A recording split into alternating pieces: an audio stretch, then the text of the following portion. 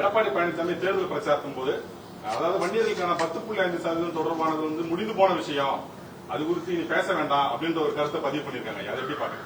அது சரியான கருத்தை தான் சொல்லியிருக்காரு.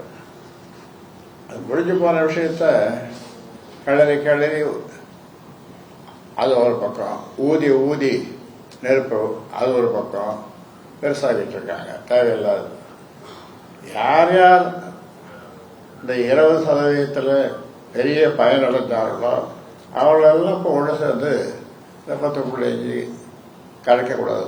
நாங்கள் குறைவாக தானே கேட்குறோம், கேட்குறோம்.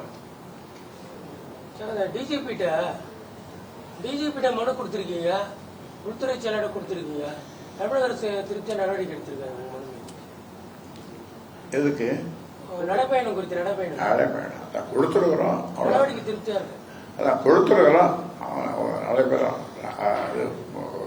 நடவடிக்கை எடுக்கல. 2 மாதமா உங்க சமூக வலைதளம் முடங்கியா இருக்கு. அதுக்கு அடுத்த கட்டமா என்ன நடவடிக்கை எடுத்துருக்கீங்க? சமூக வலைதளம், உங்களுடைய சமூக வலைதளம் முடங்கியா இருக்கு. சமூக வலைதளம் முடங்கி இருக்கு, என்ன நடவடிக்கை? அதுக்கும் சட்டப்படி என்ன செய்யணுமோ அது செய்துட்டு இருக்கோம். பிரதமர் மோடி கங்கை கொண்ட சொல்ல வந்து போயிருக்காரு. அடுத்த கட்டமா அடுத்த மாதம் வர இருக்காரு. தேர்தல் நேரத்தினுடைய வருகை இருக்கு. பிரதமர் மோடி வந்து போனாரு. அடுத்த மாதமும் தொடர்ந்து வர இருக்கிற தமிழகத்துக்கு தேர்தல் நெருங்கும் நேரத்தில் பிரதமர் மோடியின் அடிக்கடி தமிழக வருகை எப்படி பாக்குறீங்க? ஆமா, தேர்தல் பிரச்சாரத்துக்கு வருவாரு. தேர்தல் நெருங்கி கொண்டிருக்காங்க, வருவாரு, அடிக்கடி வருவாரு. அது நல்லது தானே. ராஜராஜ சோழனுக்கு சிலை அமைக்கணும்ன்றது சொல்லியிருக்கிறார் மோடி. அதை பத்தி உங்களுடைய கருத்து என்ன? ராஜேந்திர சோழனுக்கு ராஜராஜ சோழனுக்கு சிலை அமைக்கணும்னு சொல்லியிருக்காங்க. அமைக்கணும் அப்படின்னு இருக்காங்க. பிரதமர் அறிவிச்சிருக்கிறாரு அந்த கூட்டத்துல. வரவேற்கிறோம். போதுமா?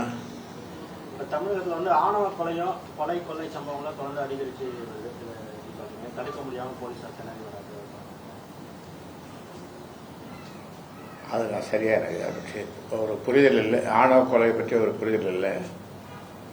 அடுத்த வேலைக்கிழமை உங்களுக்கு அதை பற்றி உங்களுக்கு புரிய வைக்கிறோம்.